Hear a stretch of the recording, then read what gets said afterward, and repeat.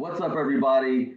We got me and K-Mud here today. Drew's out with a prior engagement. You're going to see him later during the baseball recap. You will see our interview later on this episode as well with junior guard Trevor Dickson from Modesto Christian. It's going to be a great interview for those of you who stay tuned. We will cover the first and third rounds of CIF San Joaquin Section basketball today.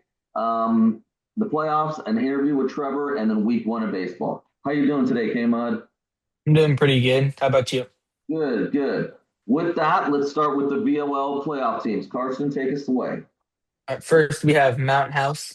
They're the number 9 seed in the D1 playoffs and lost to Vanden in the first round, 63-74. Next, we have East Union. They're the number 6 seed in D3 playoffs.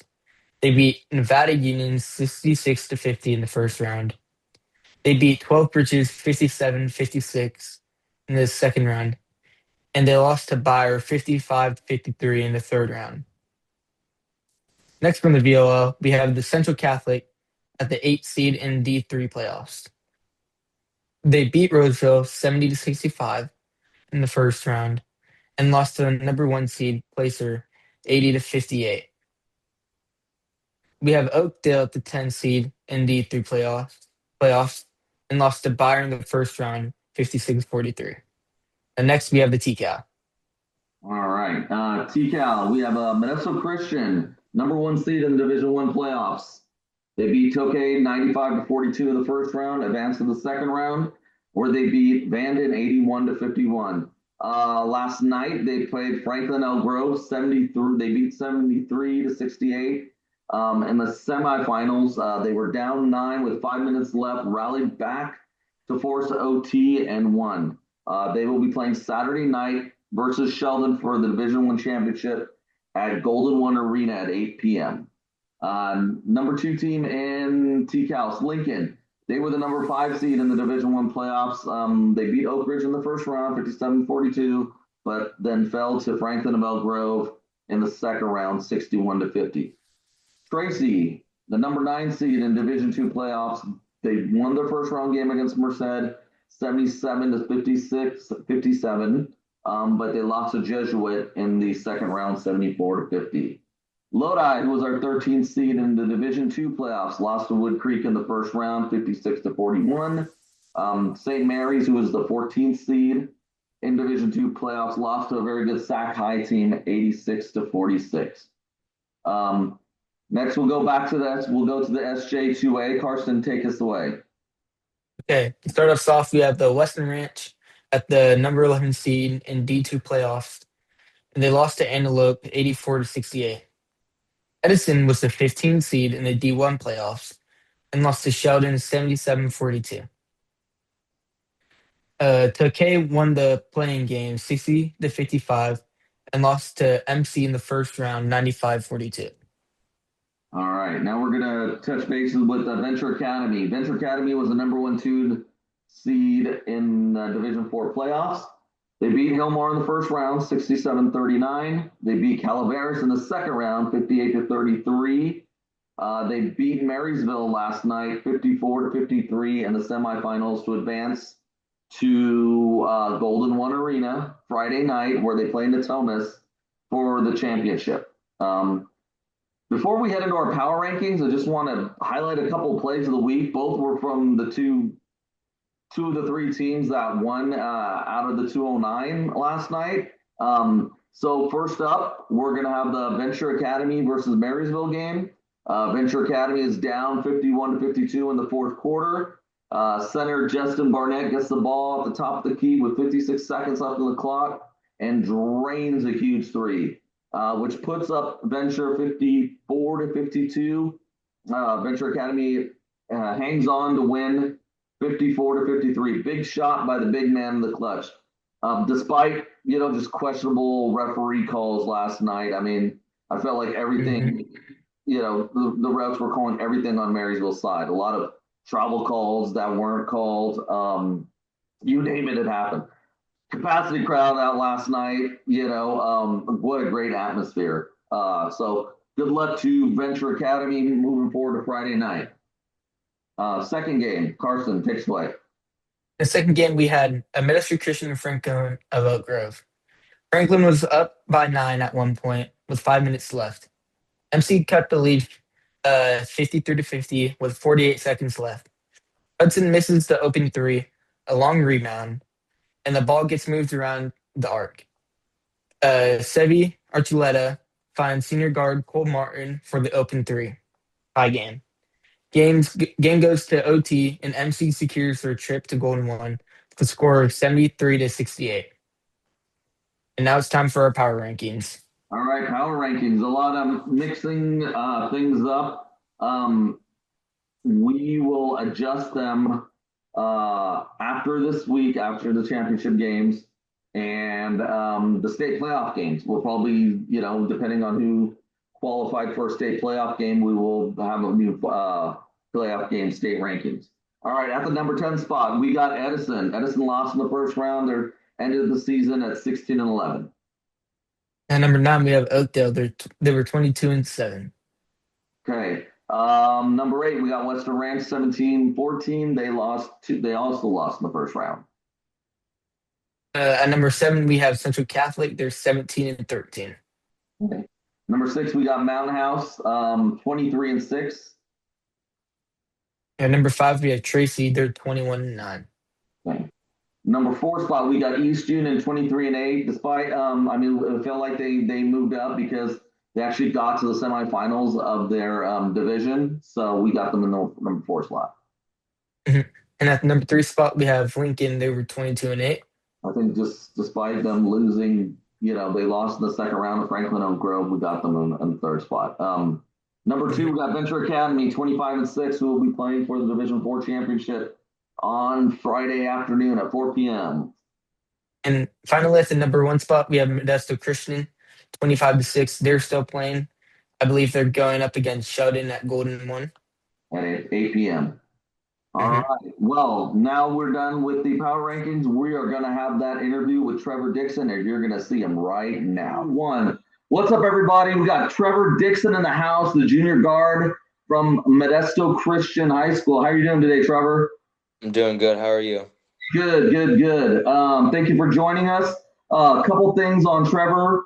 He is a 3-year varsity player. Sophomore year, he was second team All-League. This year, his junior campaign, he is the TCAL MVP. This year, he averaged 19.9 points a game, 4 rebounds, and 1 assist. I think last year you were averaged 10 points a game. So you went up a whole, almost doubled your output this year. Real quick, last night, you guys played Franklin Oak Grove. You won in overtime, 73-68. I think you guys, when I looked at it, you guys were down, 9 with 5 minutes to go? Yeah. And, talk about what was going on, with 5 minutes left. What did Coach Stevens say? And talk about how the rest of the game played out. Yeah, so, there was a lot of emotions during those little 5 minutes, but Coach Stevens was able to calm us down because we've been in that situation before. We've come back down 9 in less minutes, and we were just able to stay calm and do what we were supposed to do. Yeah, Cole Martin hit that big 3. You guys were down 3, and to get you guys back. So yeah. Fantastic game last night. And you guys will be playing Sheldon on Saturday night, 8 p.m. right at Golden One. Yeah. So, all right, we'll go into that a little later. Carson, you want to go ahead? All right. First question is, when did you start playing basketball? I started playing basketball when I was about, I think, 3. I just fell in love with it. Both my parents played, and I kind of watched them play. And ever since I was about 3, I just wanted to play basketball ever since. Nice. What AAU programs have you played for? I've played for the Oakland Soldiers, EYBL. My freshman year, I played for Jalen Green, and then through my youth years, I played with Silicon Valley Soldiers. Okay. And then I played a little bit of Lake Show, but just a little bit in 7th grade. Okay. Gotcha. Was that with Joey, with Coach Puka? Yeah. Over there? Okay. Gotcha. Go ahead. Was there a moment when you realized basketball could really be your path?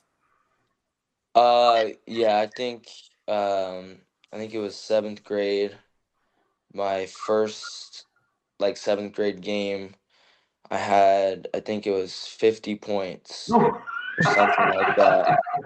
And ever since then, I was like, all right, I think I could go somewhere with this. I would say so, yeah. Who first believed in your game before most people did? I think my parents. My parents were always, with me when I was working out. They saw the grind, they saw the passion, and they've always been there for me. Yeah. Mhm. And what was the hardest part of your early basketball years? I think my height and my weight. I mean, I'm still pretty skinny, but we're getting there, getting bigger. But I started my freshman year. I think I was like 5'7", 5'8". So I was kind of, you know, just I had to stay patient, and I grew over time, and I was able to stay patient and just keep getting better. What are you now? 6'3", 6'4"? I'm about 6'5" now. Oh wow, 6'5". okay. Mm. Yeah. Gotcha. All right. What part of your game are you most proud of? And what are you looking to focus on next? I think my shooting. My shooting is definitely and probably my focal point of my game. I'm trying to improve being a two-way player. Someone that could score on offense, but also someone that could defend and Hmm, help our team win and doing little things. gotcha. Mhm. And how do you respond when shots aren't falling or things aren't going your way? I respond again. I think just kind of being patient, letting the game come to me. Sometimes when I force a few shots, they don't tend to normally go in, and if I just let the game come to me, and I know that I've shot these shots, corner threes, layups, mid ranges. I've shot them millions of times. So just trusting my ability. Mhm. Good. Who's been the most influential coach or mentor in your life I so far? think I definitely had to do Coach Bryce and Coach Teven. They've been with Hmm, me. I went to their camps when I was in like sixth grade or something like that. And they've been with me for most of my basketball journey. yeah. Yeah. Mhm. What's one underrated part of your game that people don't talk about enough? Let's see. I think my off ball defensive awareness. I think like I know when the play is coming. I know what play I know.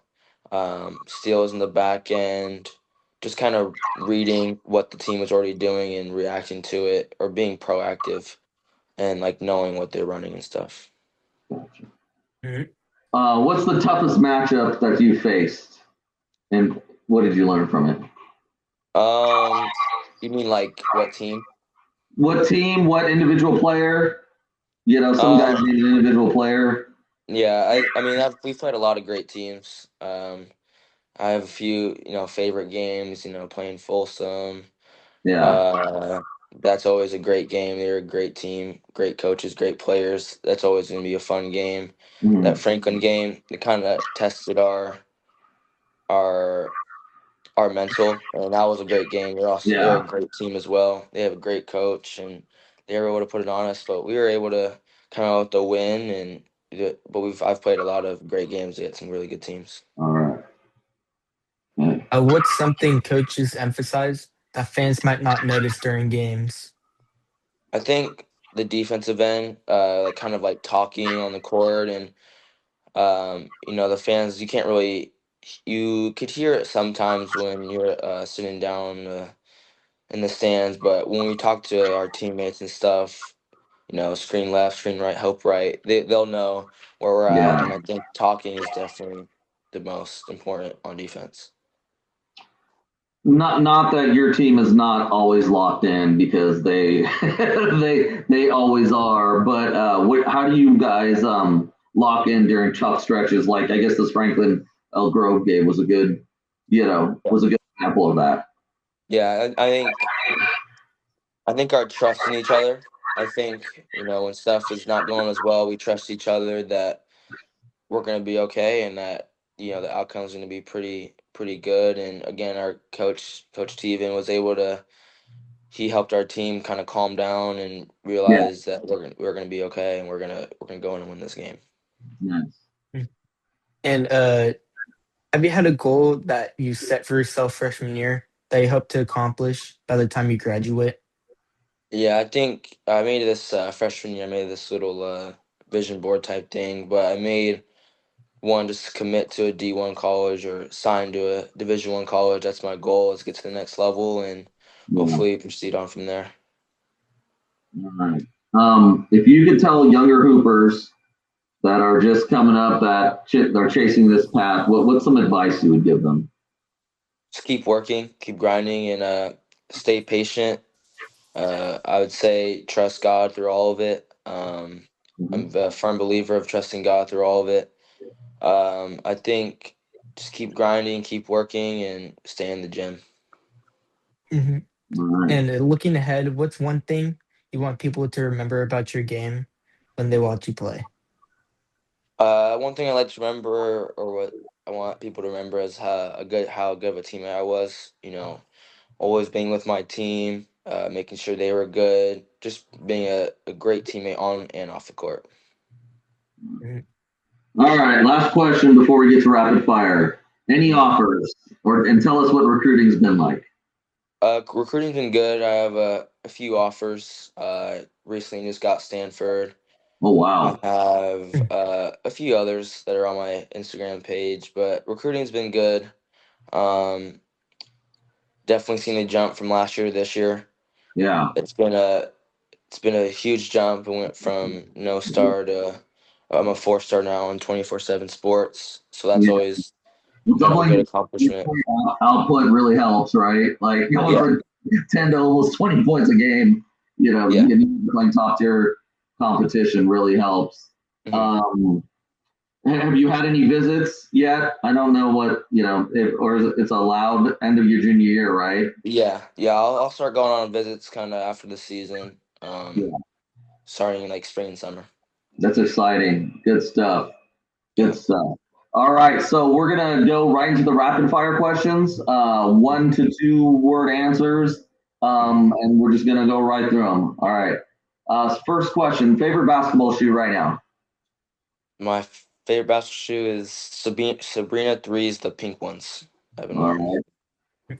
right. What's your favorite gym to play in besides Modesto Christians? Gotta go Golden One. Okay. Mm-hmm. Golden One.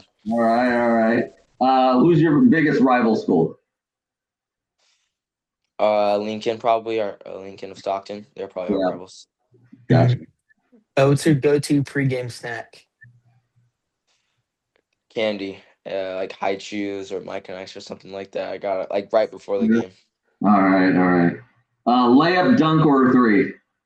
Three. All Always three. Mm-hmm. right. Who's your favorite NBA player? Steph Oscar. Curry. I'm sorry. Who was it? Steph Curry. Okay. Gotcha. Mm-hmm. Tougher day, conditioning or film session? Film. Definitely film. What's your hype up song? Um,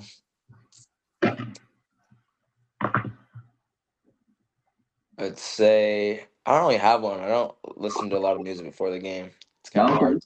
All right. All right. Mm-hmm. What's your favorite subject in school? My Bible class. Okay. Mm-hmm. Would you rather have an early morning practice or a late night workout? Late night workout. I love getting work in before I go to Mm-hmm. sleep. All right. Who talks the most trash on your team besides the coach? Can't you say coach? Um, I'd probably me. I'm not Yep. gonna lie, probably me. All right. All right. Not Sevi? Probably can't get Sevy's away. up there. Me and Sevy are probably close. All right. What's the best basketball movie ever? Space Jam, the first one. Okay. What you got? Do you have a hidden talent off the court? Um, I was pretty good at soccer. Okay. Score, but I was good at soccer. All right. All right. What's your favorite fast food spot after a game? Probably In and Out. Yeah. Hmm. All right. Are you a bucket getter or a lockdown defender? Yeah, Yeah. I go Yeah. bucket getter there. All right. Hmm. What number do you wear and why? I wear number 22 right now for high school. I just started with that number, Mhm. and I wanted to make it a legendary number. I know Coach Bryce, he wore that number, and it's pretty legendary. So I kind of wanted to continue it. Okay. Hmm. What's the worst drill in practice? We have this drill. Uh, it's called Tennessee shooting. Mhm. Um, and we usually do it like after we compete. So it's kind of like a drill where we just got done competing and now we have to do this shooting drill. But it's a we don't really have bad drills, but if I would say my least favorite, I have to do Tennessee shooting. Yeah, it's real Mhm. cool. And if you weren't playing basketball, what sport would you play instead? Probably football. Yeah, probably football. All right. All right. Last question. If you could pick any player on any local high school team that you could play with, who would it be? Um,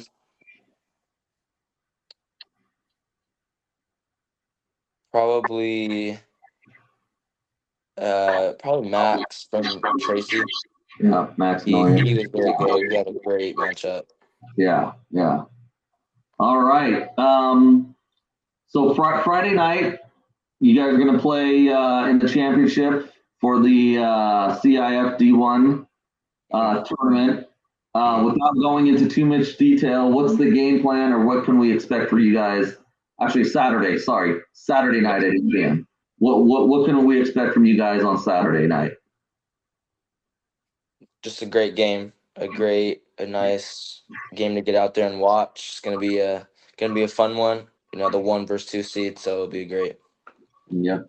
Hmm. All right. Well, that wraps up our interview. Thank you again, Trevor Dickson, for joining us. Good luck next week, and then the state tournament.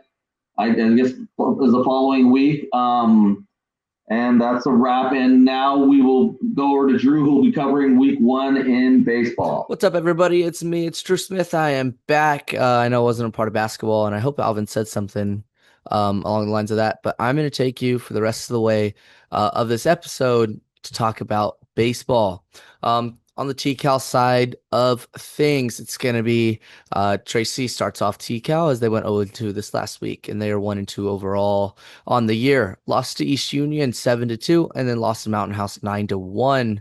Upcoming games are going to be against Tokay and Patterson.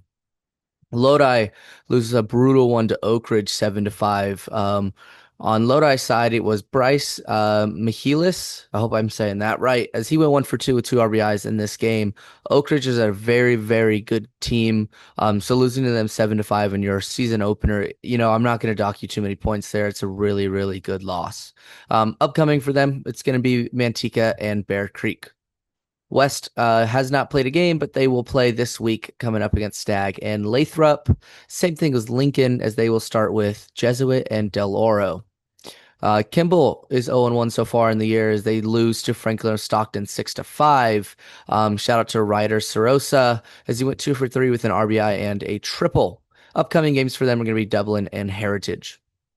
St. Mary's hasn't played yet. They will play their first game on Wednesday against College Park, which I guess when you're seeing this, it had already happened. So go ahead and check that out. Otherwise, I'll cover it next week. They'll take on College Park and De La Salle. Moving over to the SJ2A, it's going to be McNair leading us off as they have yet to play games so far, but they have a nice, strong schedule this week in Calaveras, Argonaut, and Stockton Christian. Tokay is 1-2 overall as they took a loss this week to Manteca. Two losses, excuse me. One to Manteca and one to East Union. Jake Sell in that East Union game went 1 for 2 with 3 RBIs and a bomb. So they are keeping it in with East Union, but Manteca 8-0 loss is rough. Upcoming games for them are going to be Sierra, Tracy, and then they will play in a Downey tournament tournament at Downey, later on this week. Next up, Stag, as they went 2-0 this week, as they moved to 3-2, and on the positive side of that record, wins over Calaveras 9-4, and a Lathrop win 9-3. Shaniel Brooks went against Calaveras, went 2 for 3 with 2 RBIs. And in that Lathrop game, it was Eli Gambia on the mound, who went 5 innings strong of no hits, no runs, 5 Ks. So just absolutely dominated Lathrop so far. Franklin of Stockton goes 1-2 this week as they move to 1-3 overall. They did lose to Liberty Ranch, and Bret Hart. That Liberty Ranch game went 11-7 in extras as they lost in the 8th inning, and to Bret Hart 8-4. Carlos Ayala against Liberty Ranch went 2 for 4 with an RBI and a double. Chavez now went 0-1 this week as they moved to 1-1 and pretty even. They lost to Millennium 13-4 this week. They have no upcoming games this next week. Edison moves to 2-0 after a 1-0 week against Lathrop as they beat them 6-0. Santiago Moreno went 6 innings, very strong of 1 hit ball, no runs, and 9 Ks. No upcoming games this week for Edison. Western Ranch splits their 2 games this week as they lost 1 to East Union 11-1, but took down Lathrop 13-3. Western Ranch moves to 3-1 overall. Fareed Babalola against Lathrop went 2 for 4 with 2 doubles and an RBI. Upcoming games are going to be at Sierra and Soledad. And lastly, for the SJ2A, it's going to be Bear Creek as they go 0-1 this week and move to 1-2 overall. Took a loss to Christian Brothers 3-2 in extra innings as they lost that one in the 8th. And upcoming games for them are going to be Bellarmine out in the Bay-ish area, Lodi, and Monta Vista. Over to the VOL. It's going to be Oakdale as they move to 1-0 so far as they took down Los Banos 2-0. Of course, everyone knows Landon Schutte as he started off the year pretty strong. 4 innings of 1 hit ball and 7 strikeouts, no runs given up. You might be wondering why he might have only gone 4 innings. Early on in the season, we tend to see a lot of teams, even at the major league level, not really want to push their guys early in the season. There's no reason to do that. Upcoming games for Oakdale, Spanish Springs, and then they will Spanish Springs on, I believe, Thursday or Friday, and then they will head into a March Madness tournament. Patterson starts the year off 0-1 as they lost a huge one, 13-3 to Turlock. Upcoming games for them are Buhok Colony and Tracy. Over to Central Catholic as they await their first game, and it'll be a tournament, and their first game will be against Pioneer. East Union is now 3-1 this week as they took down Tracy 7-2, Tokay 7-5, and Weston Ranch 11-1, and taking a pretty bad loss, in my opinion, to Pittman as they lost that one 2-0. It was Ryder Tompkins in that Tracy game who went 2 for 2 with an RBI and a double, and an absolutely monster game from Peyton Heath against Weston Ranch as he went 2 for 3, 4 RBIs, a triple, and a home run, just mashing the ball. And then it was Julian Ledesma against Western Ranch as well on the mound as he went 4 innings of 1-run ball, only 1 run allowed. I don't believe it was earned, and 7 strikeouts. Over to Sierra as they are now 2-1, as that's what they did this week. They took down Escalon 11-0 and Linden 14-4. Did take a loss, a good loss to Atwater 8-5. In the Escalon game, we have 2 highlights. One of them, Ryan Reyes hit, going 3 for 4 at the plate, an RBI and a double, and on the mound, it was Jaden Pimentel who went 5 innings of 2 hit ball, no runs given up, 5 Ks. And for in that Linden game, Chad Seamus Jr. went 3 for 3, 2 RBIs and a double. Manteca goes 5-0 on the year after a nice 2-0 week as they took down Tokay 8-0 and Central Valley 5-1. In that Tokay game, it was Jimmy Burns on the mound who went 5 innings strong of one hit ball, no runs, and 10 strikeouts as he hits double digits in 5 innings. Absolutely fantastic. And rounding out the VOL, it's going to be Mountain House as they have a nice 3-0 week and they improve to 4-0. Wins over Los Banos, Tracy, and Antioch. Peter Conley against Los Banos went 7 innings, complete game, 4 hits, 3 runs, none of them earned. Frank Thomas, not the Chicago White Sox legend Frank Thomas, but he looked like it as he went 2 for 3 against Tracy for 2 RBIs. And then in this Antioch game, it was Tommy Neary who went 6 1/3, 4 hits, 1 earned run, 6 Ks for him. Just fantastic all the way around. And so right before we wrap up this episode, it's my top 10 for baseball, our top 10. And at the 10 spot, Weston Ranch, as they went 3-1 overall, as they're new to our top 10 rankings, had an absolutely, another great week because they moved to 3-1. As the next 2 teams, also a part of the SJ2A, both are 1-2 overall. Bear Creek and Tokay, both teams took losses this week. I didn't feel like they needed to be dropped out of the top 10 because they were at the 7 and 6 spot, but I just decided to move them down 2 spots. So, 7 and 8 spots. I decided to move them down to 8 and 9.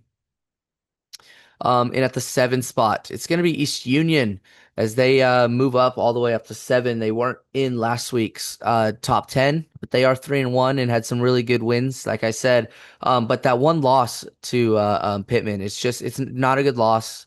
You could see potentially holding them back in the future, but not right now. It's kind of early in the season. Mountain House is now 4-0, and they are also making their first appearance in the top 10 this week. 4-0 is big, especially this early on in the season. It's hard to do that. So it's good to see them up at the 6 spot. At the 5 spot, this team was at the 4 last week, but they took again a good loss to Oak Ridge, and it's Lodi as they are 0-1. Manteca last week was in at the 5 spot. They are now at the 4 spot as they move to 5-0. Their schedule, hasn't really been super strong so far, but 5-0 in baseball is still 5-0. And so it's hard to stay that consistent for a while. And our last team with actually games played is going to be Oakdale as they stay at the 3 spot at 1-0. And our 1 and 2 have not moved. It's going to be St. Mary's and Central Catholic. Again, they haven't played games, so there's no reason to punish them and move them down or move them down or switch them at all. But again, it's going to be a good test for St. Mary's this upcoming week against College Park and De La Salle. With that, that's kind of all we have for this episode. Thank you all for watching all the way through. I know baseball is very quick. There's just I want to make it as fast as possible right now so that way we can spend all our time looking at basketball. So with that, we say thank you for watching all the way through. Like, subscribe, do all that stuff, share it. And with that, we'll see you next week. See ya.